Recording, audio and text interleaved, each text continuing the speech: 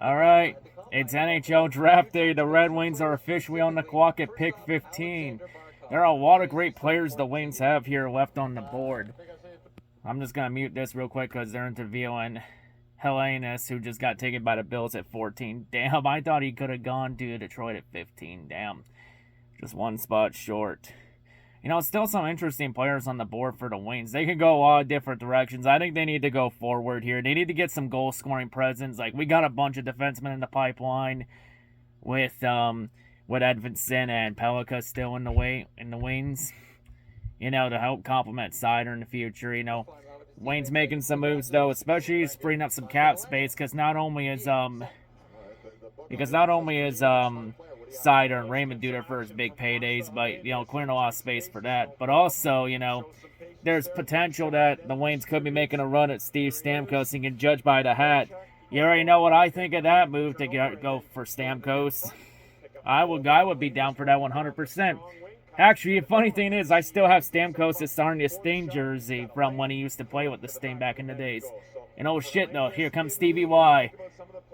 Well, we've seen before with Steve Eisman, he doesn't give a fuck about draft rankings. He'll take what he thinks is the best player available. And usually it's worked out. So let's see what they do.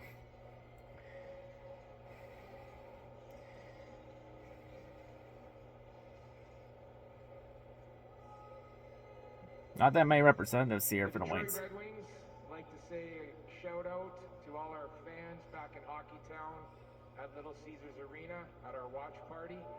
To make our first selection tonight, 4-time Stanley Cup champion, 7-time Norris Trophy winner, Hockey Hall of Famer, and Vice President of Hockey Operations, Nick Lidstrom. Oh shit, Lindstrom's gonna be making the pick. Damn. Oh, there he is, right there.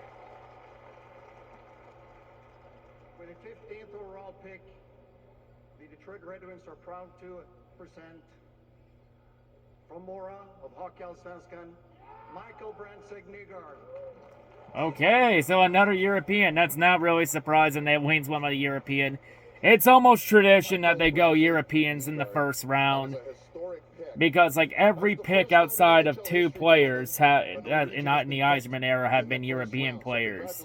Like, the only 2 non-European players Steve Eisman's drafted in the first round have been Sebastian Cossa and Nate Danielson last year. Every other pick in the first round has been a European player. And, of course, Nygard, the first player born out of Norway selected in the first round. So Wayne's making history there.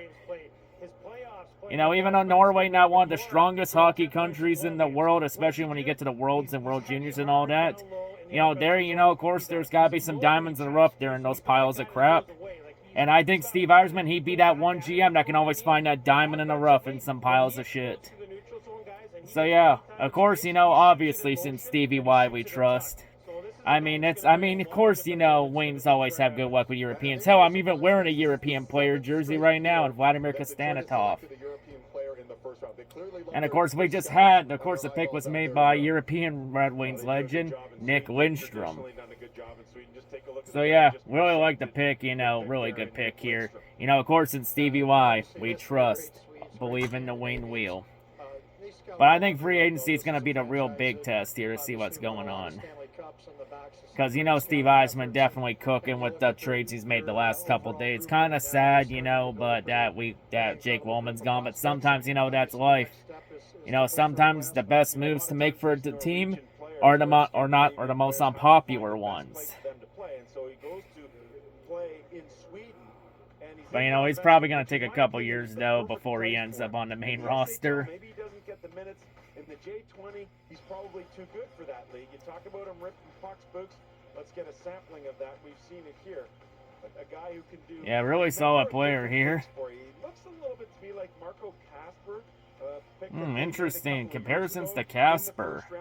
You have to love it here. In motion. Who the Waynes have in the pipeline. And Kasper's looked pretty solid so far. I think Kasper's going to be on the roster next year along with Edvinsson. Like, the Waynes, honestly, with some of their draft picks and all the prospects they have in the pipeline, the Waynes got to start moving some of the veteran contracts out of here so we can get some of these young guys up here and see what we got. That's going to fit well while he transitions over here instead of playing because we could talk about what the potential is with every player there is, but the reality is we won't know really for sure until they get on the main roster and we see what they truly got. Until we it's really hard to tell until we see the actual on ice product. And here he goes to get interviewed on Sportsnet. We think of Matt Zuccarello. We'll think of you as well now, and I know he's been really important in your life, both as a kid and now. Your thoughts on Matt Zuccarello? I mean, he's a great guy. I play with him in the men's words. So great shots. Cool to watch him play, and it was a wonderful experience to play with him too. So yeah, this is going to be a great battery for a long time. Now, one of the interesting things we learned about you is that your nickname is Taxi. Yeah. Why is your nickname Taxi? I mean, my dad played for the men's team back home, and every time he goes to practice, my grandma was a taxi driver, so she drove into the practice and the game. So yeah. Well, you made history, Taxi. Congratulations. Well done. Thanks. Look good in red. Yeah, but another European player to go into the pipeline as the Wings are trying to assemble a European All-Star team. I mean, hey, the Wings had a bunch of Europeans throughout the late 90s and early 2000s, like Sederberg, Datsuk, Fedorov, etc.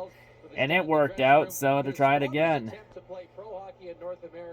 But yeah, interesting to see what he has. I would like to see what he can do once he gets to the Wings roster.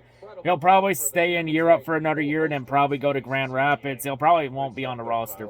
Probably won't come close till maybe 2-3 years from now. But be pretty interesting. But I think by the time he gets to the roster, I think the Wings are going to be in position to push him for the Cup. So we'll have to see. Oh, Steve Eisman. Well, he's a big, strong right winger. Great shot. Really good on the power play, playing in multiple spots on it. I think he's a really good two-way player. Strong, even at he's a late 05, but very strong, well developed as you can see. So we're very excited to get the pick, and really with what we've done with our prospects and the picks we've had, kind of really fills a good void. More of a traditional scoring shooter off the wing, something we can really use in our organization. Thank you very much. Well, yeah, 100%. The Wings need to get some goal scoring on offense. That's like the biggest issue the Wings have right now.